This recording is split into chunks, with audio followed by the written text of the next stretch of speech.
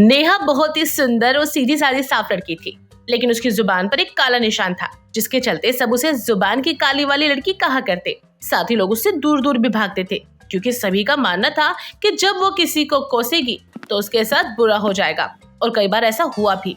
उनकी इन्हीं बातों से वो बहुत ज्यादा परेशान भी रहती थी। उसकी माँ और पूजा, पिता लखन जल्दी से जल्दी उसकी शादी करवाना चाहते थे। ऐसे ही एक दिन उसके लिए बलवंत नाम के लड़के का रिश्ता आता है और अपनी माँ उमा के साथ वो नेहा को देखने उसके घर पर आता है। बहन जी, आप अपनी बेटी को बुलाइए, जरा हम भी देखें हमारी होने वाली बहू कैसी है। ये लीजिए, आ गई मेरी फूल सी बेटी। पूजा ये कहती ही है कि सामने से नेहा चाय हाथ में लेकर नाश्ता लिए आती है। अरे वाह, बहुत सुंदर लग रही हो बेटा, बहुत अच्छे से तैयार होके आई हो। बेटा घर का काम आता है ना? जी, सारा काम कर लेती हूँ, खाना बनाने से लेकर साफ सफाई तक। बातें करते करते नेहा और उमा जोर से हंस पड़ते हैं और इसी बीच वो नेहा की जुबान पर काला निशान देख लेती है और गुस्से में बोलती है, अरे नेहा, जरा अपना पूरा मुंह तो खोलियो और जीभ बाहर निकाल। ये क्या काला निशान? मैं कुछ समझी नहीं। अरे बहन जी, कुछ नहीं, क्या देखना है आपको? अरे वो तो चाय से जल गया है कल ही। नहीं, मैंने देखा है बहन जी, आपकी बेटी की जीभ पे ना काला निशान है। हाय रे, ये कुछ बुरा बोलेगी किसी के बारे में, वो सच हो जाएगा। नहीं बहन, ऐसा नहीं है, ऐसा कुछ भी नहीं है। यह सब वहम की बातें हैं। जो होना होगा वो तो होके ही रहेगा, उसको कौन टाल सकता है भला। अरे नहीं नहीं, मुझे नहीं करवानी ये शादी। आपकी बेटी हमारे घर का नाश कर देगी। नहीं नहीं बहन जी, ऐसा मत कहिए। बेटा तू चल यहाँ से, माफ कर दो बहन जी। इस तरह वो लोग वहाँ से चले जाते हैं और रिश्ता टूटने की वजह से नेहा को बार बार बुरा लगता है, क्योंकि ऐसा पहली बार नहीं था बल्कि काफी बार हो चुका था, जिससे वो धीरे धीरे डिप्रेशन में जाने लगी थी। अपनी बेटी की ऐसी हालत देखकर पूजा उसे अपने मौसा शाम के यहाँ पर भेज देती है, लेकिन वहाँ भी सभी लोग उससे काली जुबान के चलते दूर ही रहा करते।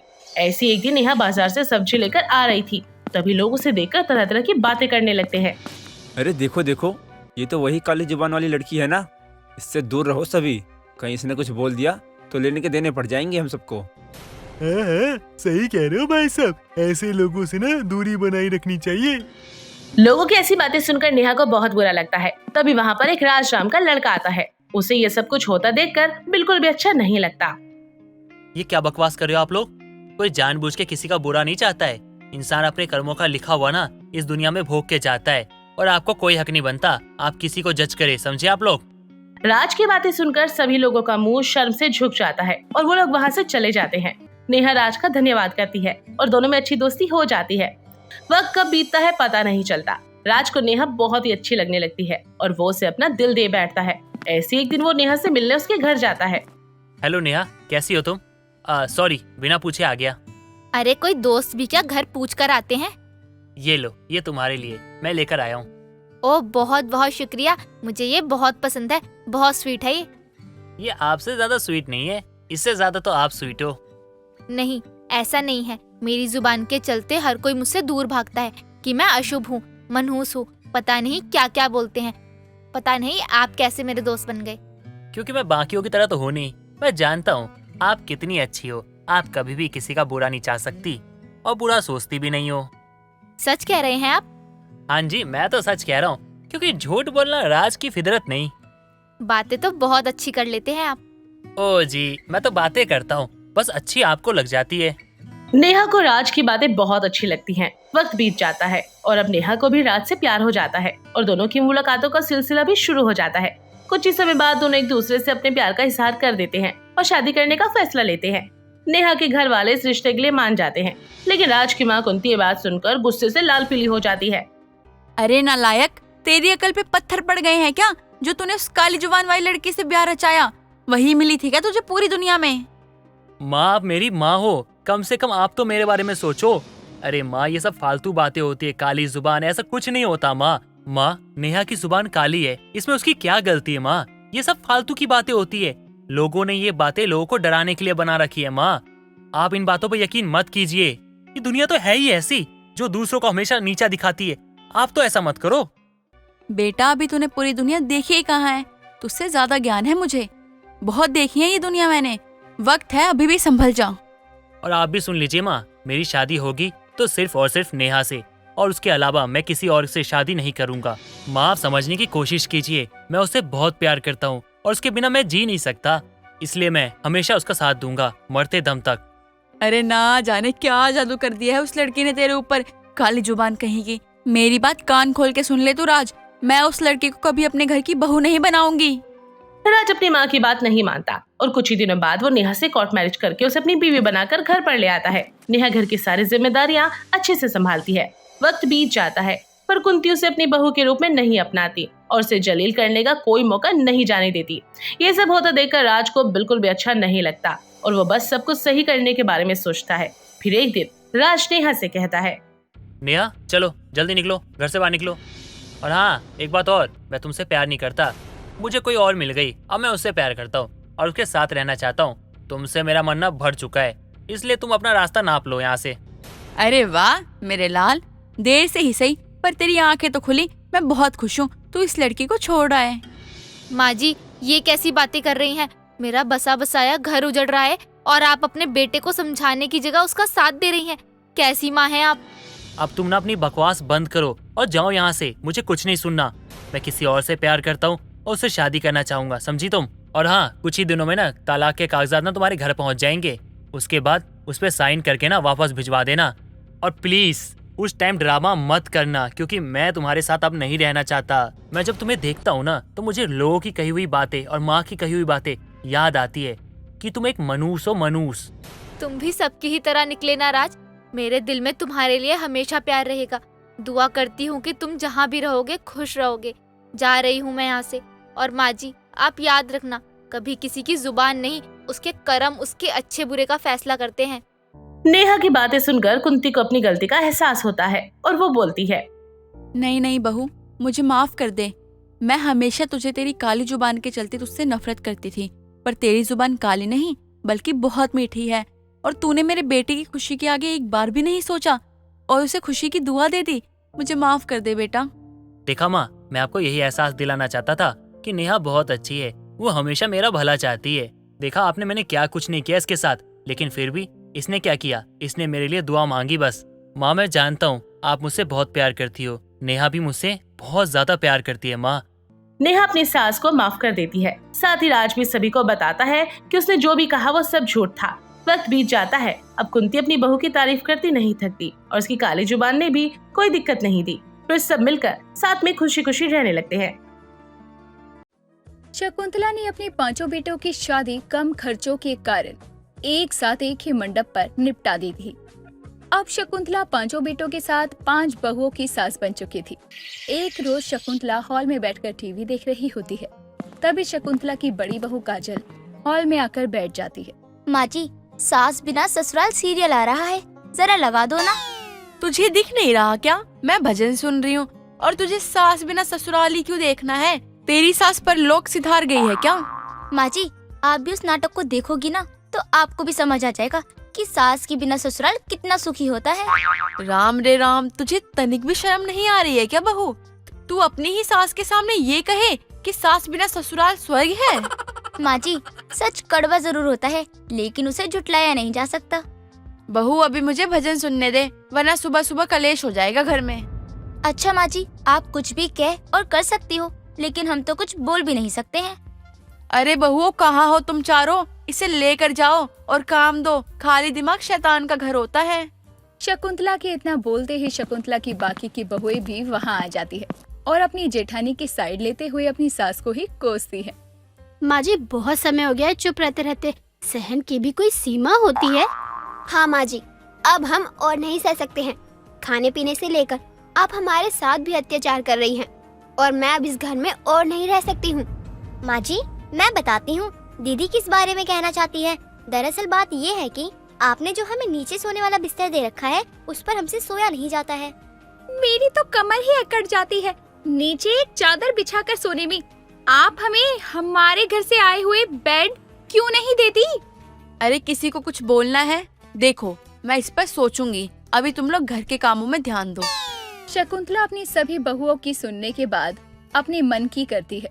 शकुंतला अपनी बहुओं को अच्छा बिस्तर नहीं देना चाहती थी, जबकि 5 बहुओं के ससुराल से सोफे, बेड, टीवी, कूलर, एसी सब आया हुआ था। लेकिन शकुंतला ने सबको एक पंखा, 2 चादर, एक तकिया, एक कुर्सी और पांचों को एक कमरा दिया हुआ था।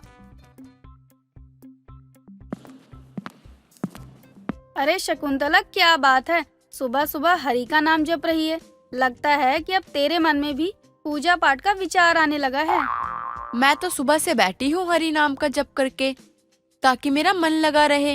नहीं तो तू तो मेरी बहू को जानती है ना कि वो कैसी है। तू तो जानती है ना मेरी बहू कितना दिमाग खाती है। मुझे तो पहले लगता था कि मेरे 5 बेटे हैं और बहुओं के आने के बाद तो मैं हंसी खुशी रहूंगी, लेकिन इन्होंने तो आकर मेरी शांति ही भंग कर दी है। माँ जी, आप आधी अधूरी बातें क्यों बता रही हैं विमला काकी को? दरअसल बात ये है विमला काकी कि माँ जी ने हम 5 बहुओं का एक बिस्तर कर रखा है। अरे शकुंतला, ये क्या कह रही है तेरी बहू? तूने अपनी बहुओं का एक बिस्तर कर रखा है? ये सब एक कमरे में सोती हैं क्या? हाँ काकी, और तो और हमें हमारे मायके से दहेज में आया बेड भी इन्होंने स्टोर रूम में रखवा रखा है और हम सब नीचे चादर बिछाकर सोते हैं। शकुंतला, तू कब से इतनी अत्याचारी सास हो गई? अरे अपनी बहुओं पर इतना अत्याचार न कर कि कल तेरा नाम न्यूज़पेपर में आ जाए। 5 बहुओं ने मिलकर किया अत्याचारी सास का कत्ल। Breaking news. अब आप ही समझाइए माँ जी को, वरना इनका बस चले तो हमें एक चादर भी ना दे।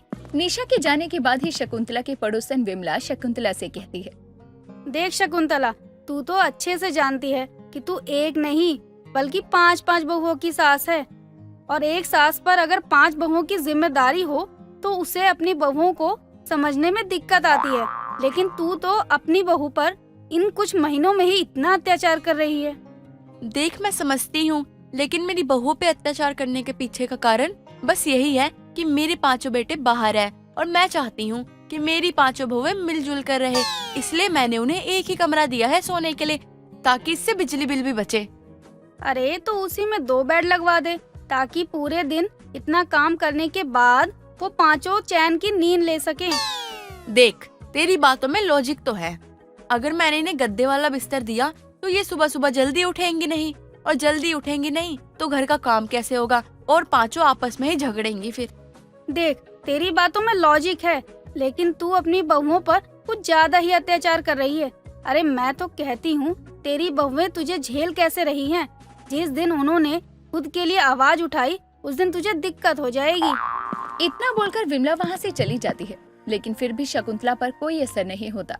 इधर शकुंतला की 5 बहुओं को भी ये उम्मीद थी कि शकुंतला उनकी बात ना सही लेकिन विमला की बात तो मानेगी। अब देर शाम शकुंतला के ना रहने पर शकुंतला की 5 बहुएं हॉल में बैठकर टीवी देख रही होती। आज विमला काकी माँ जी को समझा कर गई है। मुझे तो लगता है माँ जी हमारे सोने के लिए बेड वापस कर ही देगी। वैसे माँ जी को समझाना इतना आसान भी नहीं है, वो किसी की बातों में नहीं आती। हाँ, माँ जी को समझाना इतना आसान नहीं है, लेकिन विमला काकी की बात तो वो सुनती है ना। मुझे तो नहीं लगता माँ जी विमला काकी की बात भी मानेंगी, और माँ जी ने अगर आज भी हमें नीचे एक कमरे में ही सोने को मजबूर किया तो माँ जी के लिए आज की रात मुसीबत आएगी। हाँ नेहा, तू सही कह रही है। माँ जी को बहुत प्यार से समझा लिया। अब मैं माँ जी को दिखाती हूँ कि हम 5 भी किसी से कम नहीं है। 5 बहुएं अपनी सास के बारे में बातें कर रही होती हैं। तभी शकुंतला बाहर से आ जाती है और वो अपनी बहुओं को एक साथ बैठी देखकर कहती है, क्या बात है, लगता है अपनी सास को फंसाने की साजिश चल रही है। नहीं माँ जी, हम तो बस आपका इंतजार कर रहे थे, क्योंकि आज आप हमारे कमरे में बेड लगवाने वाली हो ना। अरे किसने कह दी? ये रात में सपना देख लिया है तुम 5 ने। ऐसा कुछ नहीं है, ये मेरा घर है और यहाँ सिर्फ मेरी चलेगी, मेरी। शकुंतला के इतना बोलने के बाद ही शकुंतला की 5 बहुओं का मुंह उतर जाता है। लेकिन घर का काम करने के बाद जब 5 सोने जाती हैं, तो काजल अपनी बाकी की देवरानियों से कहती है, कब तक तुम लोग अपनी सास का अत्याचार सहती रहोगी? उठो, जागो और अपनी सास को सबक सिखाओ। आज हम माँ जी के बेड पर सोएंगे, वो भी माँ जी के साथ। ध्यान रहे, जिसे जहाँ बेड पर जगह मिले ना, वहाँ चुपचाप से सो जाना। काजल के इतने कहने भर की देरी थी कि शकुंतला की 5 बहुएं शकुंतला के कमरे में पहुँच जाती हैं और डबल बेड पर जहाँ जगह मिलती है वहाँ लेट जाती हैं। ये देखकर शकुंतला हड़बड़ाकर उठ बैठती है। अरे बहुओं, ये क्या कर रही हो तुम 5? यहाँ जगह भी नहीं है, जो सारी यहीं आकर लेट गई हो। माँ जी, हमें वहाँ नींद नहीं आ रही है, बाकी आप देख लो। अगर आपको जगह नहीं मिल रही है तो आप सोफे पर या नीचे सो सकती हैं। लेकिन मैं अपने ही बिस्तर को छोड़कर क्यों जाऊं? माँ जी, जैसे आप अपनी जिद पर हैं कि आप हमारे कमरे में बेड नहीं लगवा सकती, उसी तरह से ये हमारी जिद है कि हम भी आपके साथ बेड पर सोएंगे। शकुंतला को सारी रात नींद नहीं आती और वो अपने ही बिस्तर पर बैठी हुई अपनी बहुओं को एक ही बेड पर सोए देख रही होती है। कोई हाथ चला रही थी तो कोई किसी का पाँव किसी के मुंह पर होता है, और तो और काजल तो खर्राटे मार मार कर सो रही थी।